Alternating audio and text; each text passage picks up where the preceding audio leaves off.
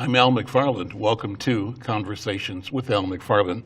My guests today are Catherine Penkert. She's Library Director for St. Paul Public Library, and Beth Burns. Beth is President of the Friends of the St. Paul Public Library, two separate but kindred organizations. I thank you both for being here.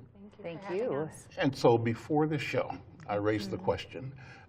It's amazing that technology now means that perhaps in my, I'll call it a PDA so people can laugh, or my smartphone, perhaps in my smartphone right now, I have access to almost every library in the world. True or false?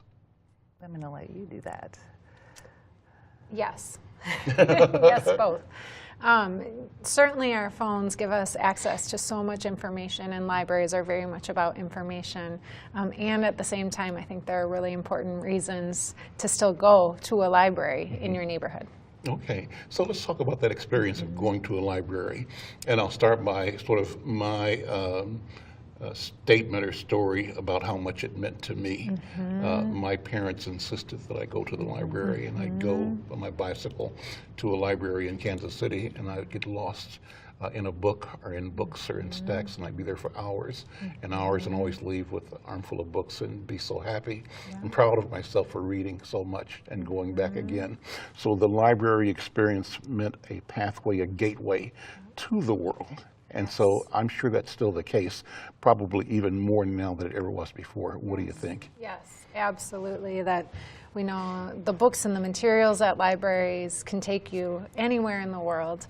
I also think what's fun about libraries today here in St. Paul is that the people in the library are also from all over the world. And so we know St. Paul is really a global city. We have people from all over the world who now call St. Paul home, and they're all at the library. Everyone uses the library. And so libraries are about books. Libraries are also about people.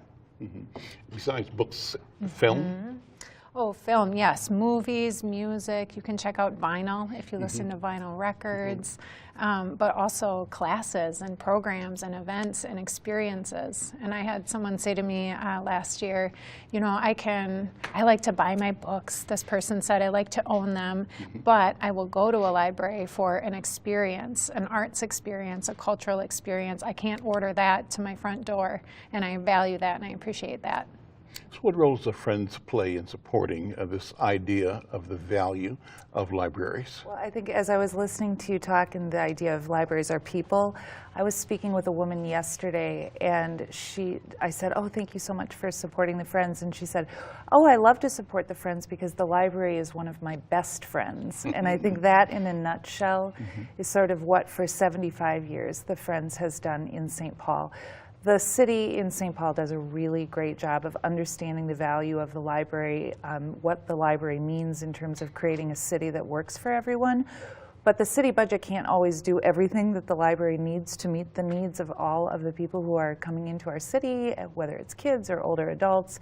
And so the Friends historically has done fundraising to make sure that things that are new, things that haven't been tested, have the time, the space, and the resources to be tried in the library. We also do advocacy so that people remember that the library is still relevant. Sometimes there is maybe a notion that the library isn't as relevant anymore because you've got your PDA or your smartphone, that you have so much access to the world. But the library is maybe more relevant now than it has ever been, and it's a privilege as the Friends to be charged with sort of carrying that story forward and really helping people understand that the library exists for you, it exists for everyone, and it is at least as, if not more relevant today than ever before. And how do you explain and engage technology? How do you engage and embrace change in the venues that people have to gain access to information or materials?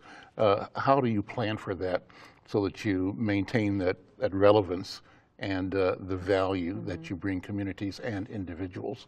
What do you do? Well, I think part of what has been important about the Friends work over the last number of years is making sure that the resources exist for the library to make technology available to everyone. Technology and digital literacy and access to technology, those are all conversations that we need to be having about creating an equitable city. And we need to remember that not everybody has access to full-on high-speed technology in their pocket or even in their home. Right. And there, the library that's the library in a nutshell. I mean, you can get on a computer, you can access the internet, you can access everything in the internet, but you can do so in a way that is also guided by people who are trained resources. The staff at the library are as wonderful a gift as any book that you'd ever open in terms of just the generosity of time and the knowledge that they can bring, because having access to information doesn't mean the same thing as knowing how to use information. And we are so inundated now with information coming at us from every angle. The library is a really valuable resource in terms of figuring out how to navigate that. Catherine, so how do you build that into the deliverable for the library, getting the quality personnel, the people that have knowledge and passion, the ability to excite and to guide you in your search for yourself? How do you do that? Yeah, well, when we we were talking about this before we came on, that the library field is a very much a values-driven field. And so people who want to work in a library are often people who want to work in communities, people who really care about learning, and they care about making learning available to everyone, no matter where you're coming from, and that you can learn whatever you want. That we at the library, we can help you connect with your passions, but we're not going to tell you, here's what you need to learn today. When you're talking about technology, I think, technology is only useful if you know how to use it. And so staff at the library spend much of their day helping people with, how do I upload a document? How do I set up an email account? I need to print something. I want to learn coding. I want to use a 3D printer, but I don't want to buy a 3D printer at home. Well, you can come to the library. And so really, again, making sure technology is not only available, but also that people are able to use it. And Beth, to support that, companies and individuals are invited to show support. We're here in part as a program supported by Comcast of Twin Cities. Absolutely. And they're partners with you as well. How do companies bring their support to the work? It's so critical, and companies like Comcast are a really good example of where public-private partnership works in tandem to make things like technology available. I know that Comcast, in one of their business lanes, has Internet Essentials, which is really designed to help make the internet available at an affordable rate for families at home. And then Comcast also looks into the community and looks at libraries and other organizations that are doing work that's also in that space and educating people to use technology as a tool, understand the power of technology. And so an investment from a company like Comcast means that we can offer digital literacy classes. We can teach people how to set up those email accounts. We can use the tools of technology in our homework centers, and we can just sort of break down barriers that technology can create, and we can't do that without individual support, but also corporate support. And so Comcast, because they're already in that space, really understands the value for that, and so we love having them as a partner in that regard. And how does the library itself engage organizations like Comcast or like other companies and agencies to deliver value? Well, Beth, I think, brought up the key phrase, which is public-private partnership, and that we are really looking for opportunities where values and mutual interests align. And so in this case with Comcast, we both really have a shared interest around digital inclusion for everyone in the community. And so we are able to do a lot of work with the public resources that we get from taxpayers, and with the support of a Comcast and companies like them, we can do even more and we can go even further. I'm looking at your webpage now, and the headline is that as of January 1st, 2019, St. Paul Public Library is fine-free. Talk about that. That's a big deal. It is a big deal. Very happy to talk about that. Yes, as of January 1st of this year, we no longer charge late fines on overdue books. And what happened when you made the announcement, and what's been the response of people? Are people bringing books back now, or what? You know, some people were afraid, are you going to break the library? I can't imagine a library without late fines.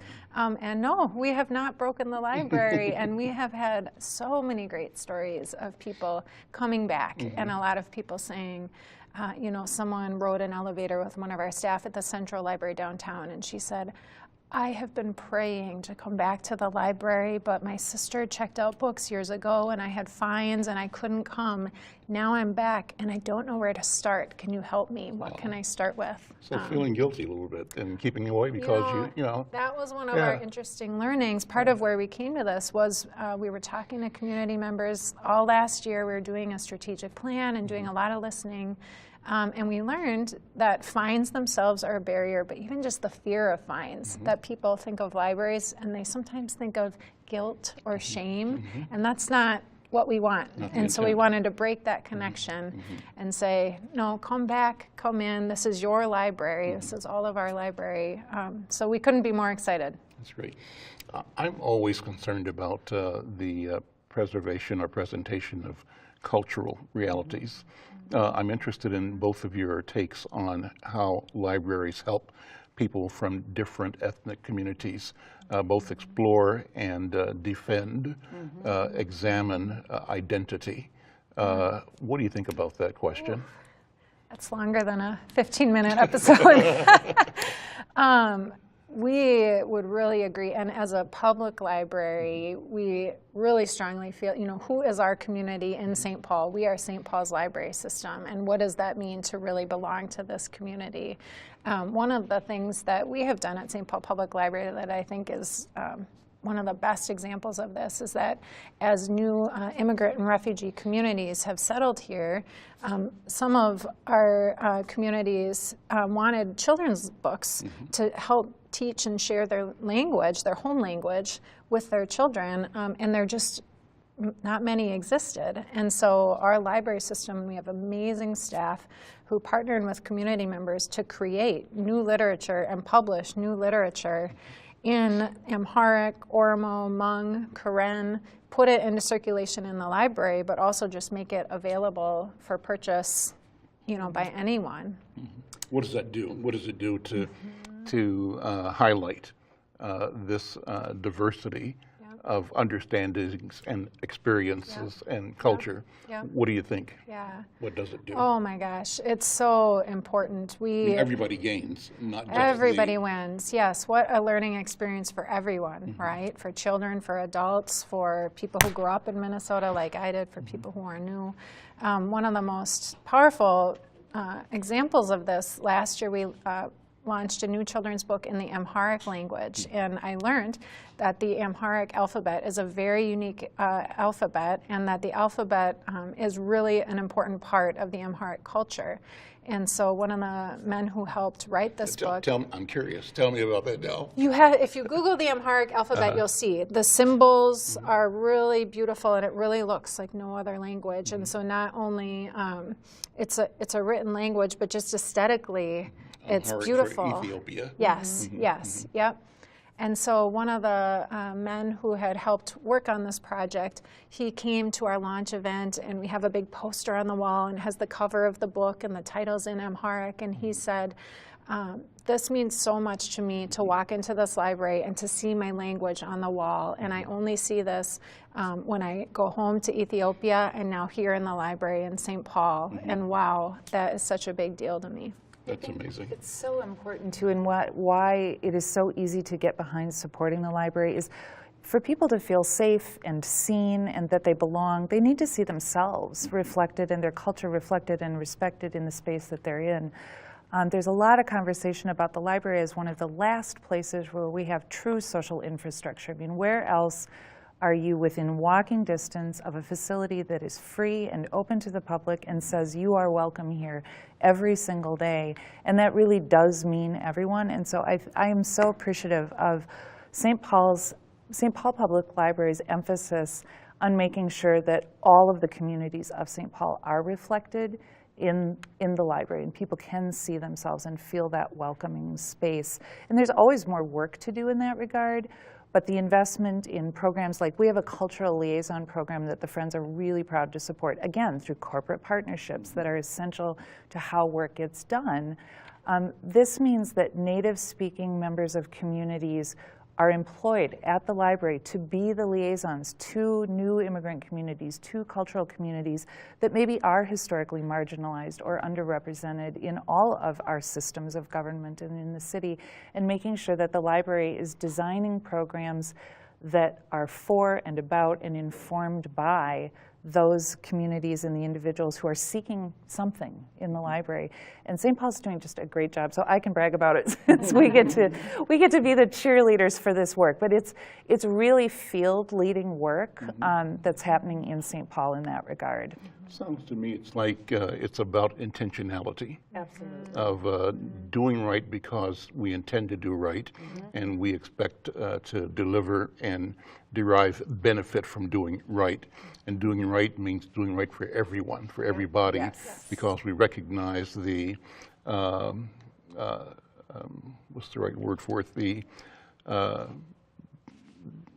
well, I'm at a loss for words, but the feeling is we recognize the commonness of our experiences and how these experiences can be revealed in different languages, different approaches, different sets of words, etc. But I think that's a wonderful thing. What do you both see as the future for the library?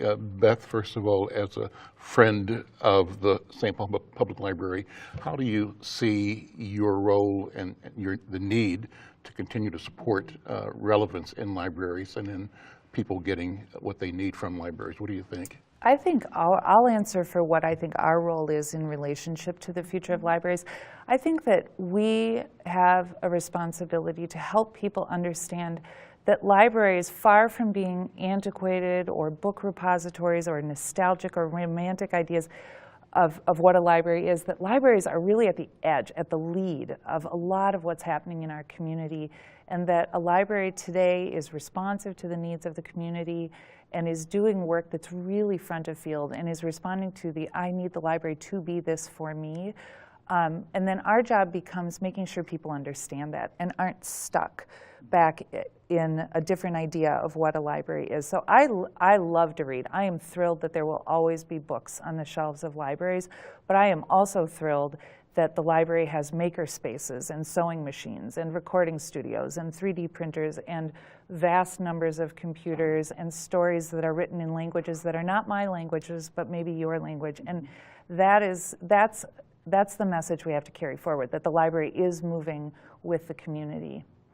Catherine, same question from the point of view of the library itself. What's the future? And the future including what technology is going to do to enhance or improve or change the nature of the service the libraries provide. Well, we are in an information and technology age for sure. And so an organization like the library that exists to help people understand and sift through information just becomes more and more relevant. And so how do we, technology can be used for good and for bad. And the library is a place where we can help people understand a world like that, where technology is everywhere. But I think also this idea of, and you kind of mentioned it, of belonging. And one thing about libraries that we really heard that people value is that we bring people together across similarities and differences to be together, to learn together, to grow together. And that need to learn, that will never end. And that's across our entire lifetime, from the time we're born until we pass on. And libraries are places to do that in community. I know for my own family and my children, some of the best learning experiences that they have are in community at their library with their neighbors, meeting new people. There's nowhere else that we can get some of the experiences that we can get at our public library. Well, I haven't been to a library in a long time, but now I know what I have to do. Your library. Yeah, I got to go, and maybe I'll take my grandson to the library and hang out with him, because I certainly enjoyed my time and my formation as a reader in the library. So you've just reawakened that knowledge and experience in me, and I thank you so much for it. Thank you for what you do. Thank you so very much. Thanks to you, Catherine Pinkert, Library Director for St. Paul Public Library. Thanks to you, Beth Burns, President of the Friends of the St. Paul Library. And thanks to Comcast of Twin Cities for their support of your work and for the embrace and accessibility of technology for the residents of St. Paul and of Minnesota. Thank you so much. Thank you. I'm Al McFarlane. This is Conversations with Al McFarlane. We'll see you next time.